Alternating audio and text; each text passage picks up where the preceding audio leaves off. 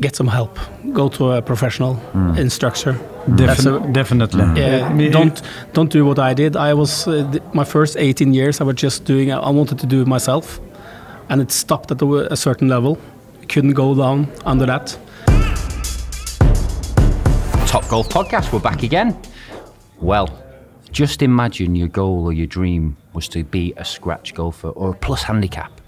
I'm not sure everybody's goal or dream is when they start the game to get to scratch, but I'm pretty sure all the golfers that I coach, they want to be the best they can be, whether that's the hole or putt or to beat their friend or to win the tournament. But everybody talks about the handicap and, you know, getting better. So just imagine the moment your dream was to get a scratch or a plus handicap. And I was walking down the driving range a week ago, and I met one of our guests on the driving range, and he said to me, you know what, Mark, I've realised my dream. I've done it. I'm a plus handicapper.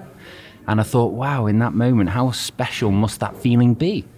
So we've brought Øyvind Reinertsen onto the show today, and we've added another special guest, Asbjørn Ramnefjell. Now, I think everybody in Norway who's watching this podcast will know these two guys because they are the mecca of seniors golf. They are the two golfers. Asbjørn in particular is regarded as a bit of a legend in the game, and I'll tell you why.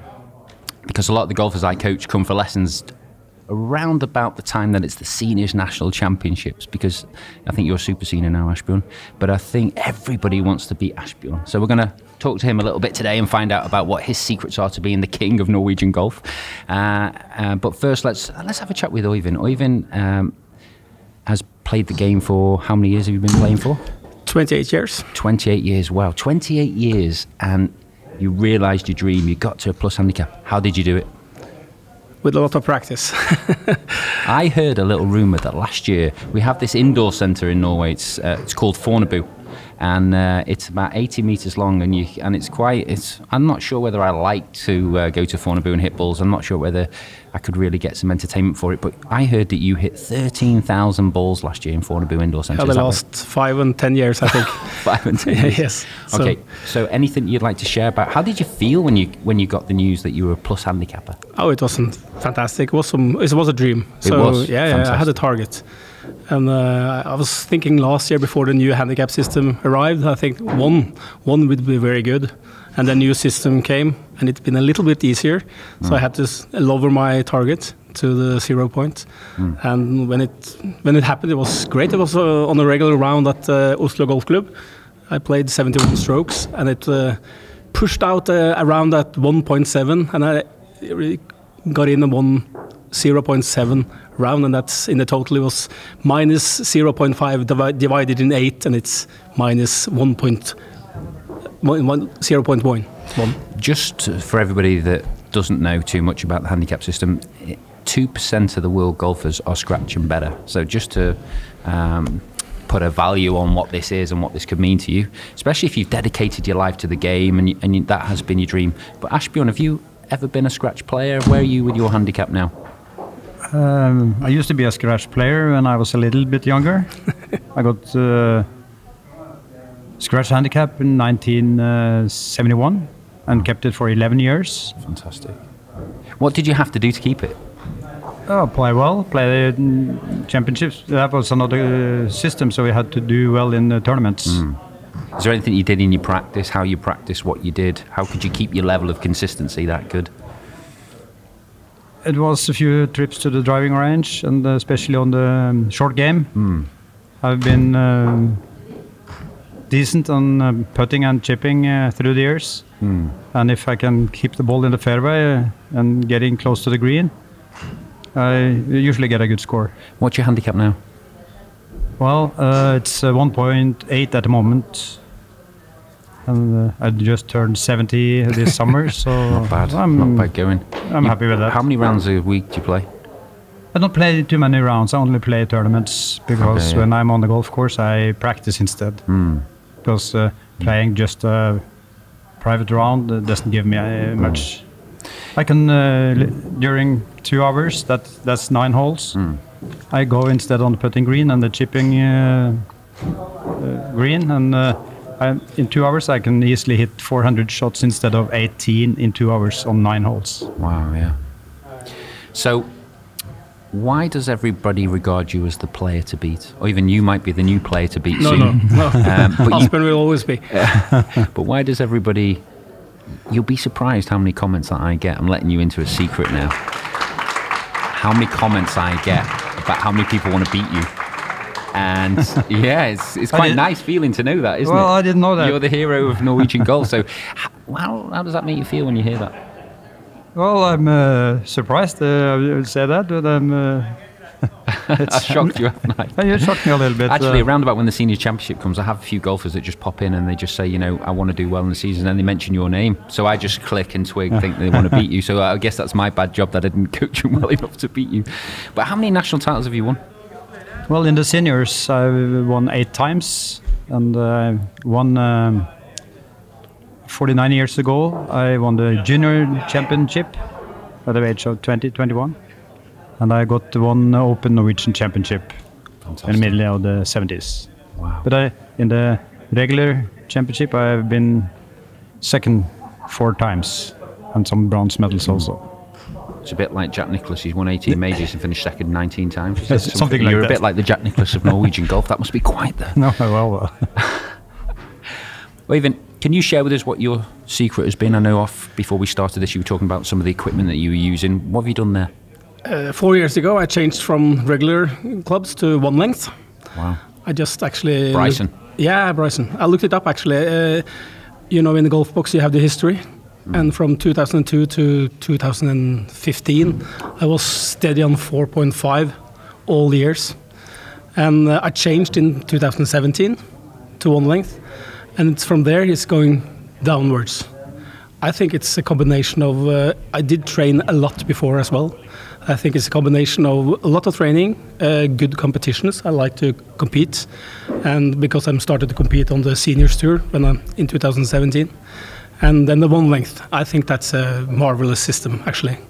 All the clubs are the same length, and I just think it's much easier. So, do you change anything with that? You do every swing and every shot the same? Every swing is not the same, but is almost the same. So it should be more easy. From the pitching wedge to the 4-iron is the same length. So it's more or less... very much a fewer swings you have to practice. So you can do the same things. So 13,000 balls, what did you focus on? Oh, Was there any clear mission before you went in? I had my coach, Julian King, and we was working on the same stuff all the 6 years I have been with Julian, to stay, not to move sideways. It sounds very easy, but it's very difficult. Yeah. And he was working with me with that, and when I managed to do it, you can hit the ball much better. Yeah. So, but it's repeating, do the same thing every time you practice. So is it a shot you're looking for? You're looking for a straight shot when you go to practice, or? Straight is good, but that's difficult. So it's almost always a fade, a little fade. Okay, so you like to fade the ball. I don't like it, but I do it. Why do you do it then? No, because that's my natural swing, I think. What's your shape of shot, Asbjørn? Through the years, I've been fading it. Have you? Most of the time. At the moment, I play it quite straight, because when you get older, you lose a little bit of distance with the fade. So I try to hit it straight, quite straight. And if I miss it a little bit, it goes a little bit to the right, but that doesn't matter. Power fade, I call it. Power fade. Alabama slammer. Fantastic. And is there anything else you've looked at to, you know, I think, can you share any of your goals? Was your goal to win the Nationals this year? Was that what you were trying to do? It was, but I didn't do it. Okay. I made a silver. So you made a silver, finished second place? Second place, Fantastic. yes. And how many I shots? had a lot of second places this year. Wow. So consistency as well. I was also second place in the Regan Tour, Østlandstour, in Fantastic. Hakadal.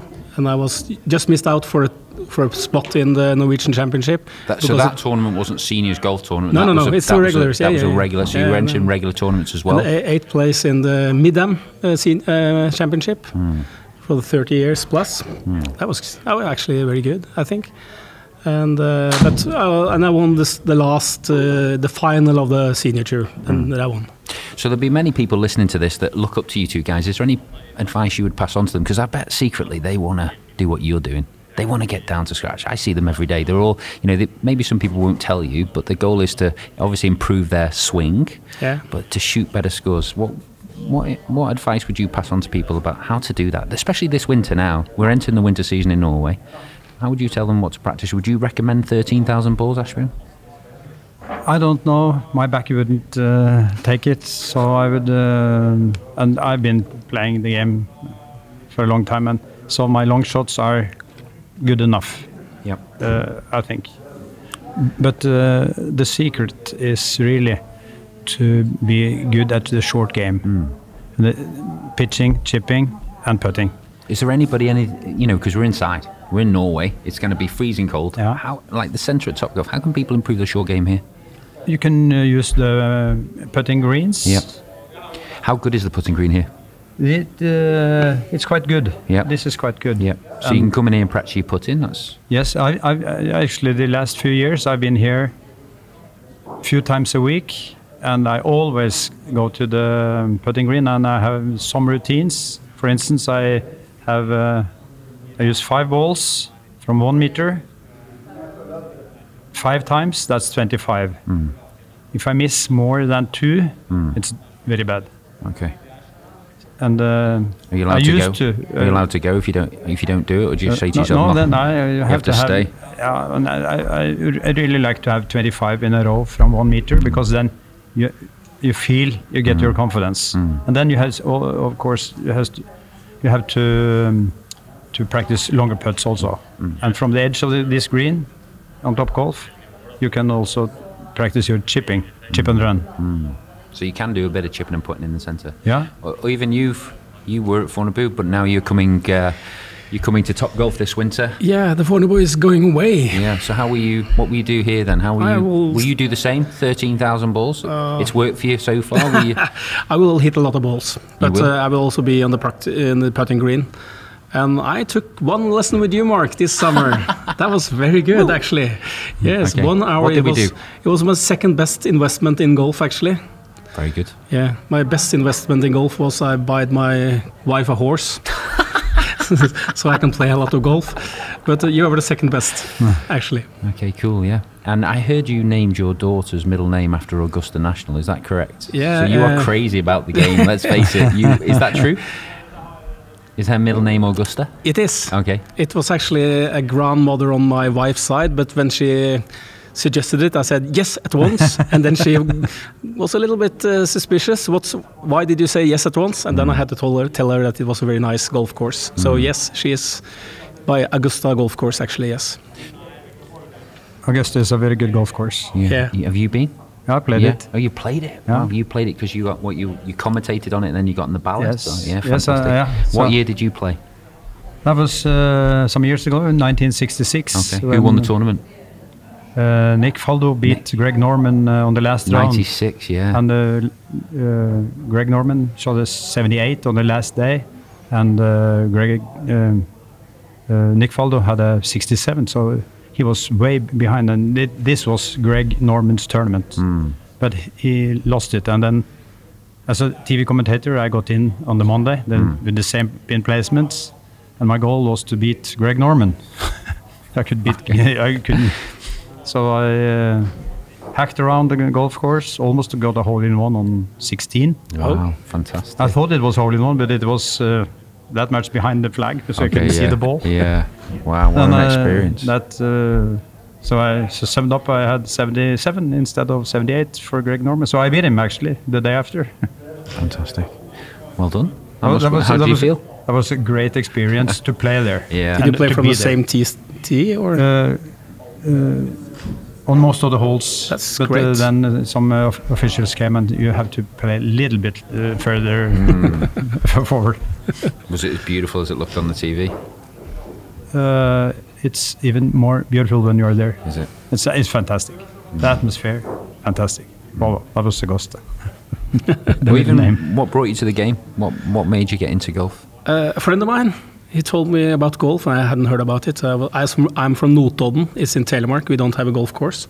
Okay. And he told me about this thing, golf, and he said, here is a set of golf. It was on his lawn back in Notodden. And he said, will you hit a ball? I said, okay, I am a footballer. I'm playing handball, tennis. I've never played golf. And then I was, he gave me a club and told me how to hold it. And I was about to hit it. And he stopped me. And that was good because I was aiming at the window in his house, 3 meters away. So he turned me around. I didn't know anything. And I just, go on, hit it. And I hit a shot. The ball just went away into the woods. And after that, I don't know if it was 50 meters or 25 meters, but the ball vanished. And after that, I couldn't wait to find the golf course, but I was in Notodden still, so I had to go to Oslo. You did? To play golf. So, and from then it was love, actually. It was love? Yeah. Wow. How did your wife feel about that? Oh, she got a horse. She got a horse. So, what's the hardest thing about the game, do you think? To perform in the competition, to actually do what you have practiced when there's a pressure. And to stay calm and focused and not be afraid of hitting the difficult shot. I think that's the most important. Just do it. Get used to feeling uncomfortable. Yeah. Basically. So what did you do to get better at that? Was it just through entering the tournaments, or did you have any mental techniques you used? Or? One advice, I think, find a friend you can train with, play with.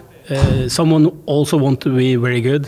I found a guy, Tor, his name, and we have almost the same level, and we compete all year. So every practice round is actually a competition, and I think that's good. It's not just a practice round; there's always a little competition in there. So we have to win, because it's a dinner in the end of the season. I will get the dinner.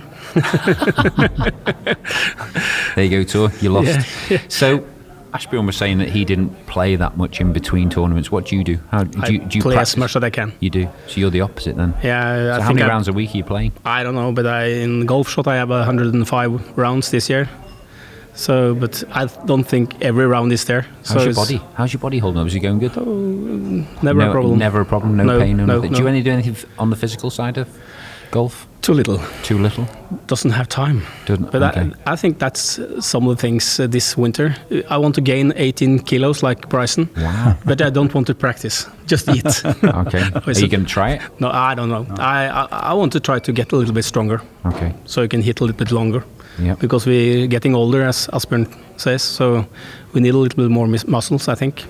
Have you looked into anything that you're going to do differently to gain that? How will you judge that? I haven't gone that far yet, but I'm going to practice a couple of times in the gym, actually, because we can't be unaffordable anymore. So I have a lot of time. I can train. So I think one of the challenges about being a Norwegian golfer is the winter, coming in the indoor centres. And, I think when I watch people come in here, they're so busy. Their lives are so hectic, and they got the phone, the computer. How do you bring yourself down to a level where you can focus on what you're doing and be present in your practice? Do you ever do anything like that you can get yourself ready to go, or you always focus when you come in? Because people, if you watch them, they race through the door, coming in busy lives, and then they just whack the ball away against the screen, and that generally, from my experience, looks very unproductive. How could you recommend that all the golfers that are listening to this want to beat you next year? So give your secrets away and tell them what they need to do. Put the phone in flight mode. Put the phone in flight mode. Yeah. Would you agree with that, Asbjørn?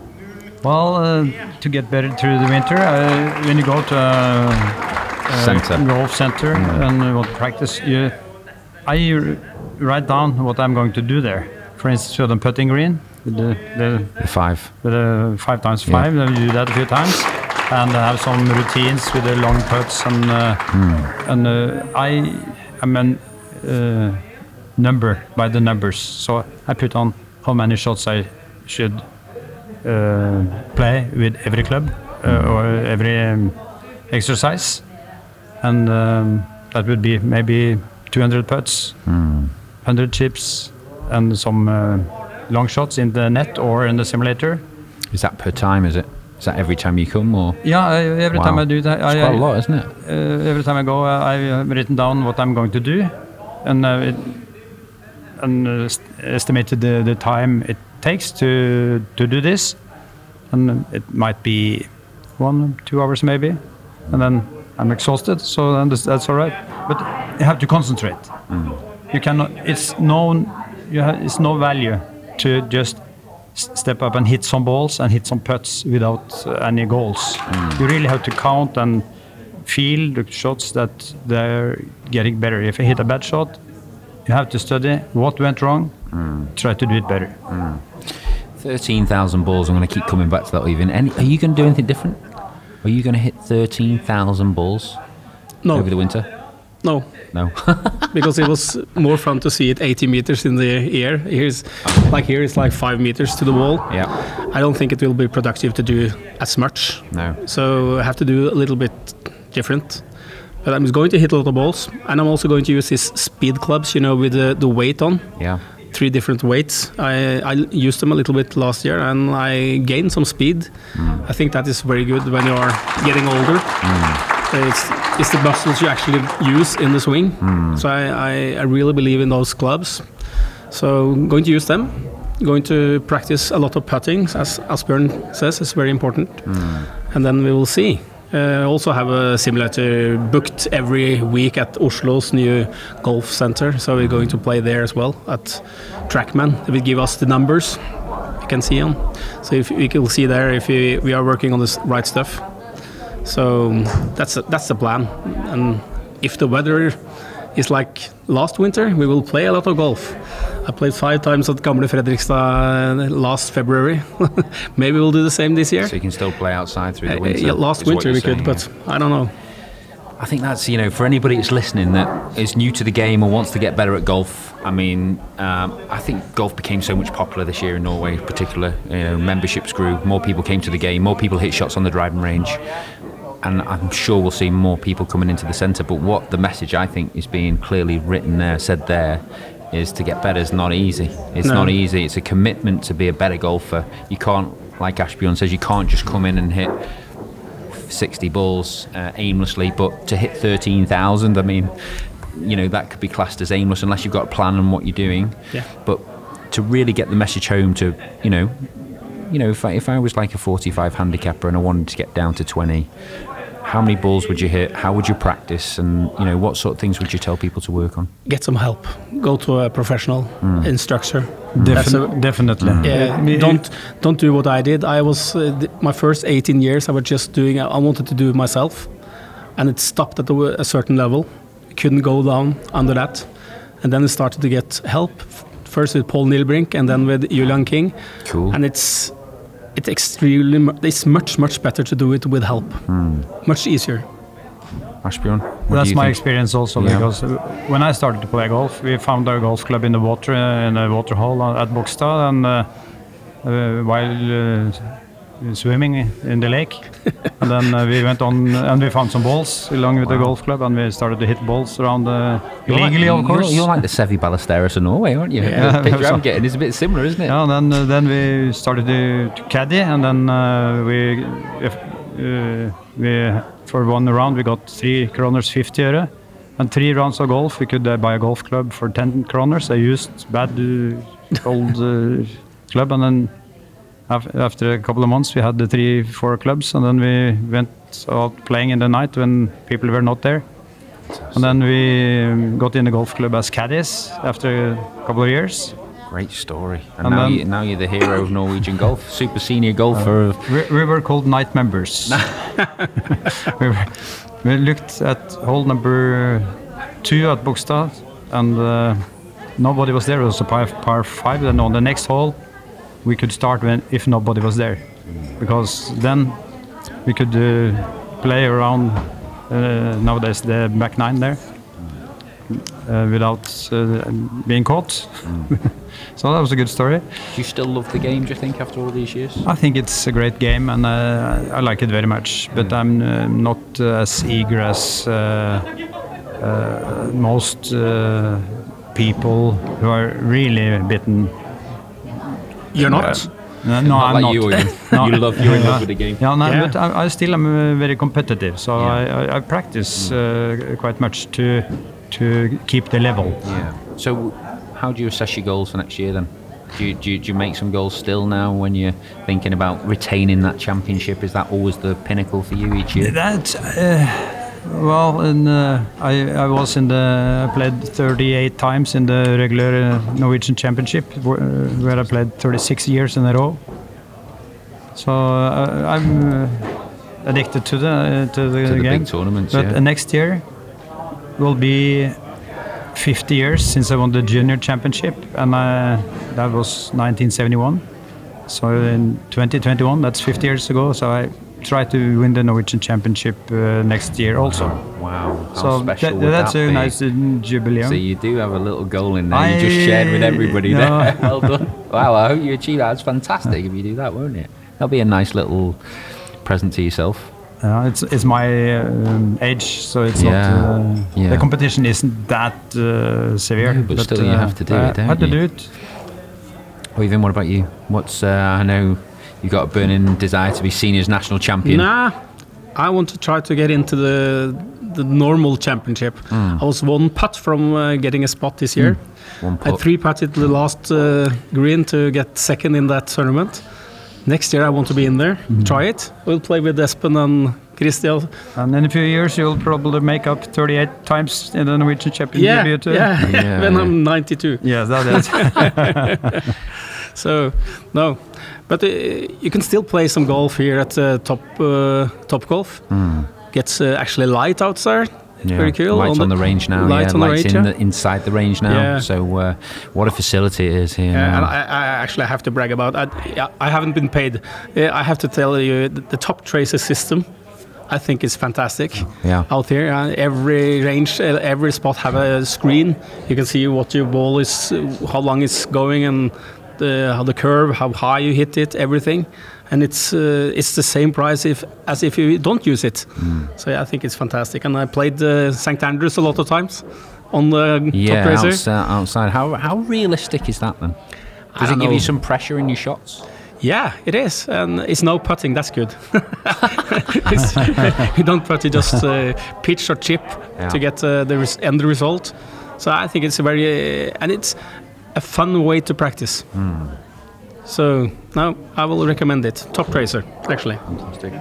You know, gentlemen, thank you very much for your time and sharing your valuable, because so valuable all the years you've been playing the game. And, at Toppgolf, I think it's a pleasure when we see you practicing here, and, you're inspirational to all the other people that come in the centre, and I've let you into a little secret about everybody's trying to beat you. So, it's always people look up to you when they're here and practicing, and I see they talk to you a lot, Asbjørn. They're asking you how to get better. So we've shared some nuggets, let's say, on this podcast. But I'm thinking to get to plus handicap, you have to name your daughter Augusta. You have to work hard on your short game. You have to hit 13,000 balls, and you have to play on Toptracer. See you again soon. Thanks for joining.